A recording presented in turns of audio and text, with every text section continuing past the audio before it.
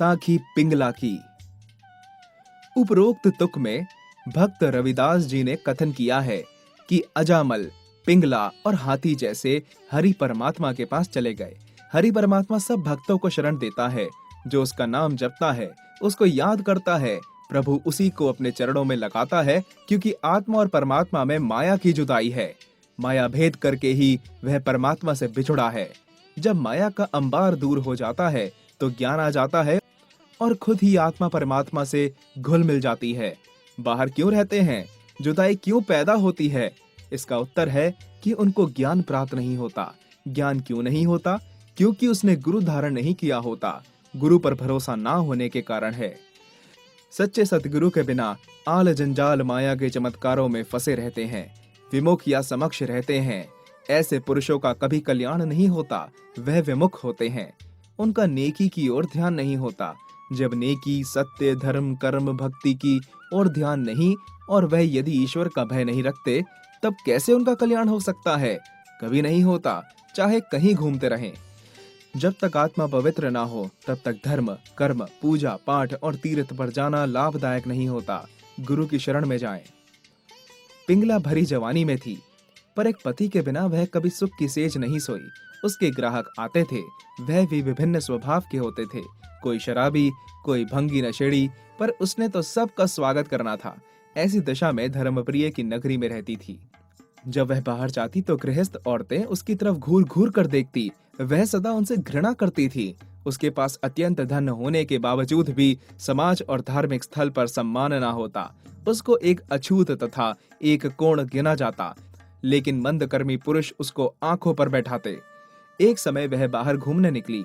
वह जब राजा की ओर से बनाए सरोवर के पास पहुंची तो वहां एक महात्मा नारी की महानता पर पतिव्रता धर्म का उपदेश दे रहा था। सैकड़ों स्त्री पुरुष एकाग्रचित ध्यान लगाकर उपदेश सुन रहे थे। उनका ध्यान कथा भाव के साथ जुड़ा हुआ था। महात्मा उपदेश कर रहा था कि नारी का धर्म पति की सेवा करना है, वह भी एकाग्रचित होकर, और घर गृहस्थी को चलाना, क्योंकि घर गृहस्थी और नारी जगत उत्पत्ति का मूल है। नारी की सूजना इसलिए की गई है। लेकिन यदि नारी एक पति की सेवा नहीं करती, एक के भरोसे पर नहीं रहती और पराये पुरुष के पीछे भटकती फिरती है, तो वह नारी एक डायन बन जाती है। इसलिए नारी को पतिव्रता रहना चाहिए। ऐसा उपदेश जब हो रहा था तो पिंगला ने भी सुन लिया। वह कभी मंदिर, कथा, कीर्तन स्थान के पास कभी खड़ी नहीं होती थी, पर उस समय उसके मन में आ गया। वह खड़ी हो गई और महात्मा का उपदेश वरदान की तरह हृदय को छू गया। वह खड़ी रही। आगे का उपदेश वरदान की तरह हृदय को छू गया। वह खड़ी रही। आगे उसके पांव ना चले। उसको ऐसा महसूस हुआ कि सच्ची बातों का उपदेश उसको दिया जा रहा था। वह उपदेश सुन रही थी। महात्मा जब उपदेश करके रुके तो उसने आगे बढ़कर महात्मा के चरणों को छूकर विनम्रता से प्रार्थना की। महाराज, मैं एक वैश्या हूँ। हर रात तन बेचती और मूल्य लेती हूँ, नाचती और गाती हूँ, मदिरा पान भी करती हूँ। जो भी पुरुष आता है उससे झूठ बोलकर कहती हूँ मैं तुम्हारी हूँ, तुम्हें ही प्यार करती हूँ, और किसी को प्यार नहीं करती। होता झूठ है, झूठ के साथ झूठन भी खानी पड़ती है। बताएं, ऐसे कुकर्म करने वालों का भी कभी कल्याण हो सकता है? महात्मा ने पिंगला की बात को ध्यान से सुना। उसकी ओर देखकर उसके चेहरे और उसकी आंखों और हृदय की बात जानने का विचार किया। उस समय उसको उत्तर दिया, हाँ देवी, तेरा भी कल्याण हो सकता है। केवल मन बदलने की जरूरत है। बुरे कामों से निकलकर स्नान करके अच्छे वस्त्र पहनने की आवश्यकता है। ऐसा कर लो तो ईश्वर प्रसन्न होगा। धन पदार्थ तो ईश्वर के हैं। यह लीला है जो होती रहती है। हरेक जीवन आत्मा अमलों के कारण ही तो पवित्र है। वह जैसे वातावरण से निकलती है वैसा ही रंग ले लेती है, और कोई बात नहीं। पिंगला, कीचड़ में से कैसे निकलूं? मैं तो दलदल तक फंसी हूँ। महात्मा, यत्न करने की आवश्यकता है, मन पर काबू पा सको तो। पिंगला, जैसे आप बताएंगे वैसा ही करूंगी। आपको गुरु धारण करती हूँ, आज्ञा करें। यह कहकर पिंगला ने महात्मा के चरण पकड़ लिए। महात्मा ने उसकी पसीजी आत्मा की ओर देखा और कहा, देवी, एक प्रण करो तो तुम्हारा कल्याण हो सकता है। पिंगला, आज्ञा करे महाराज। महात्मा, वचन का पालन करोगी? पिंगला, महाराज, जीवन भर आपकी आज्ञा का पालन करूंगी, मेरा मन कह रहा है। महात्मा, देख, तेरे जीवन का वातावरण ऐसा है। गृहस्थ धर्म ग्रहण करो, एक पति की पूजा करो, पति प्यार और श्रद्धा से तेरा कल्याण हो जाएगा। पिंगला, पति मेरा कोई नहीं, विवाह मेरे साथ कौन करेगा? मैं कैसे तपस्या करूंगी? महात्मा, जो पुरुष तुम्हारे पास पहले आए उसको पति मान ले और उसकी सेवा करती रहना, अन्य किसी के पास तन भेंट मत करना, उसी से तुम्हारी मुक्ति होगी। पिंगला, आपने मुझे ज्ञान दिया है, मेरे गुरु बने हैं, क्या मैं अपनी सारी दौलत आपको अर्पण कर सकती हूँ? सारी दौलत किस काम की?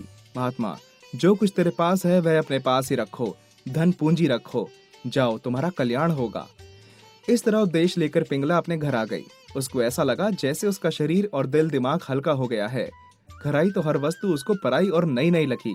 उस शाम को उसने स्नान किया, नए वस्त्र पहने और तैयार होकर बैठ गई। महात्मा की बात पर अमल करना था। जो पुरुष पहले आए, जिसके साथ मेल हो, उसको अपना पति मान ले, उसके बगैर किसी और के नजदीक ना जाए। एक पुरुष आया, वह जवान था और घर से भी अच्छा था। उसके आने पर उसने घर के दरवाजे बंद कर लिए और उसको कहा, देखो प्रिय, मैंने फैसला किया है, एक पुरुष के बगैर किसी अन्य के निकट नहीं जाऊंगी।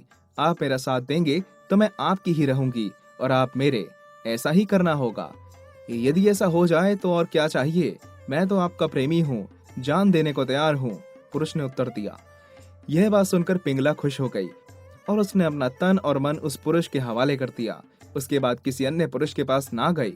नाच गान सब कुछ एक पुरुष के लिए हो गया। इस प्रकार कई साल बीत गए। लोग पिंगला की बैठक को भूल गए और वह एक गृहिणी बन गई। उसकी रुचि बदल गई। उसने मदिरापान छोड़ दिया। वह धर्म कर्म की ओर बढ़ गई। प्यारा पति आता तो उसकी सेवा करती और उसका दिया खाती और किसी के हाथ का खाना जहर समझती। कहते हैं इस तरह 12 साल बीत गए। वह एक पुरुष की दासी रही। उसकी भक्ति देखकर लोग हैरान हो गए। उसके प्रेमी ने विवाह ना किया और वह मर गया। फिर जो पुरुष पहले आता उसी को पति मानती, पर उसकी मूल मंशा पूरी ना हुई। एक दिन भगवान विष्णु ने उसकी परीक्षा लेकर उसके कल्याण के लिए मार्ग ढूंढा। उसका धर्म देखने और महात्मा के वचनों पर कितना चली है, परीक्षा लेने आए भगवान विष्णु। शाम हुई तो भगवान विष्णु एक वृद्ध ब्राह्मण का रूप धारण करके पिंगला की बैठक पर आ गए। पिंगला ने उनका स्वागत किया, चरणों को धोया, हालचाल पूछा और आदर से बिठाया। पहले उनके चरण दबाए। जब उसके मन की इच्छा पूर्ण करने का विचार आया तो वह बीमार हो गया। उसको हैजा हो गया, टटियां आने लगी और दस्तों का रूप धारण करके और भी हालत बिगड़ गई। पिंगला सेवा करती रही। रात भर जरा भी आराम ना किया, परंतु माथे पर बल ना आया। एक पतिव्रता स्त्री की तरह खिले माथे सेवा करती रही। सुबह होते ही वह ब्राह्मण मर गया। उसके मरने पर रोने लगी। बाजार वाले हैरान हुए। किसी ने कुछ कहा पर उसने कोई बात न सुनी। उसने अपने पास से ब्राह्मण की चिता का प्रबंध किया। हाथ में सधौरा लेकर साथ ही सती होने के लिए तैयार हो गई। जब लोगों ने रोका तब भी न रुकी। तब भगवान विष्णु ने अपना हाथ छोड़ दिया और वह उस चिता से उठ खड़े हुए। वह विष्णु रूप ब्राह्मण जीवित हो गया। लोग काफी हैरान हुए। पिंगला खुश हो गई। उस समय वह ब्राह्मण विष्णु का रूप हो गया। शंखों की धुन अपने आप प्रकट हुई। सभी लोग हाथ जोड़कर खड़े हो गए। विष्णु ने पिंगला को कहा, धन्य है देवी, मांग ले जो मांगना है, तेरी भक्ति प्रवान हुई। पिंगला भगवान विष्णु के चरणों में झुक गई। उसने हाथ जोड़कर प्रार्थना की कि महाराज, कोई इच्छा नहीं, बस पापिन का कल्याण हो। यह सुनकर विष्णु जी बहुत खुश हुए और उन्होंने कहा, तथास्तु, तेरी इच्छा पूर्ण होगी। बाकी जीवन उसने भक्ति में गुजारा और अंतकाल वह स्वर्ग में गई।